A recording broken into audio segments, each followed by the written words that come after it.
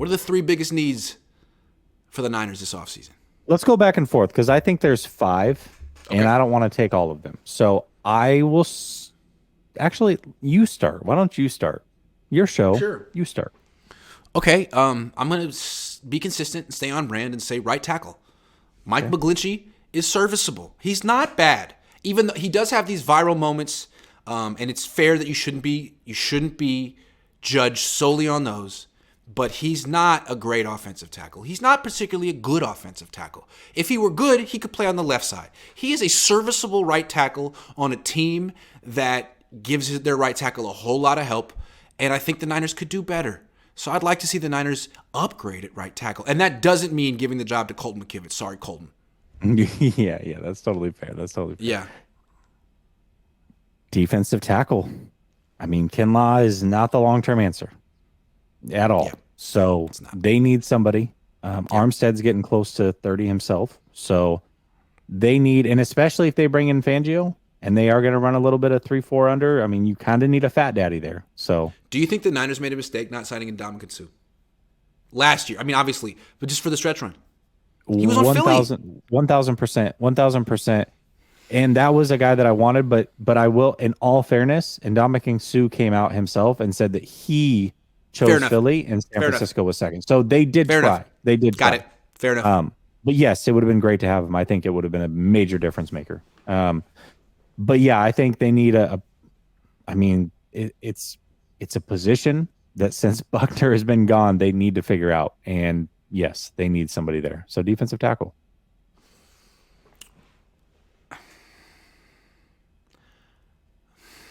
Free safety.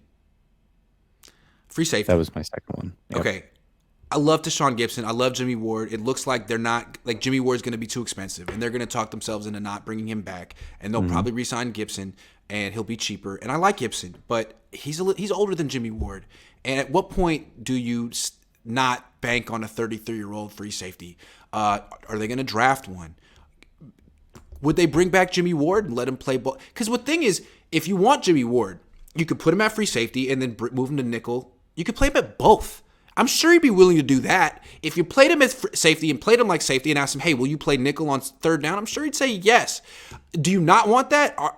Is Deshaun Gibson going to remain at his current level? Are you going to fall off a cliff at free safety? What is the plan there?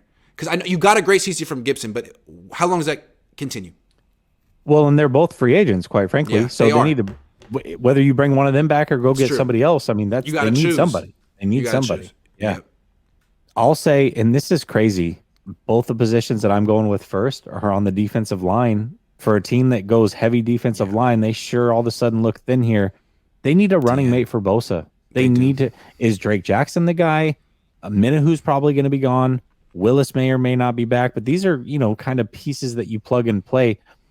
Philadelphia had they had 4 legit edge rushers, but they need a running mate for Bosa to take some of the pressure off because, man, we saw in the playoffs, you can isolate Bosa, and if he's the guy, the only guy, I mean, sure, a minute who may get home every once in a while, but we're not too worried about that. We're just going to isolate Bosa and take him out of games.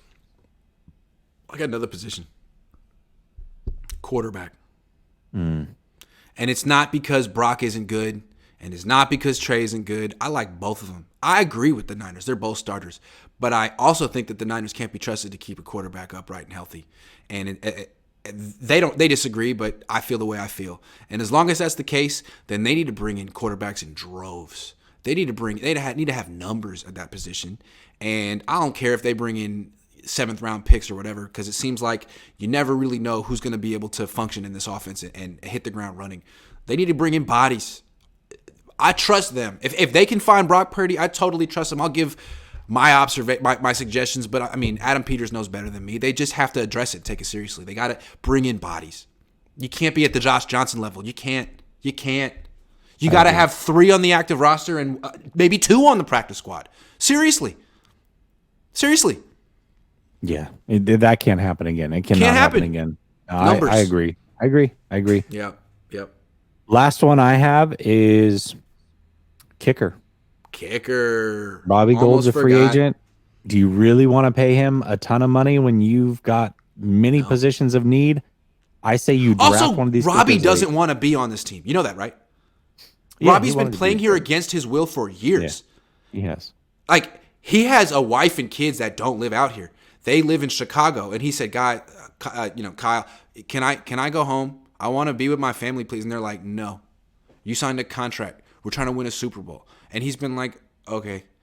Seriously, like, he lives out here in a condo by himself for years, and his wife and kids are, and that's their choice. But he doesn't want to be here. He's gone. They would have to franchise tag him, which they did once.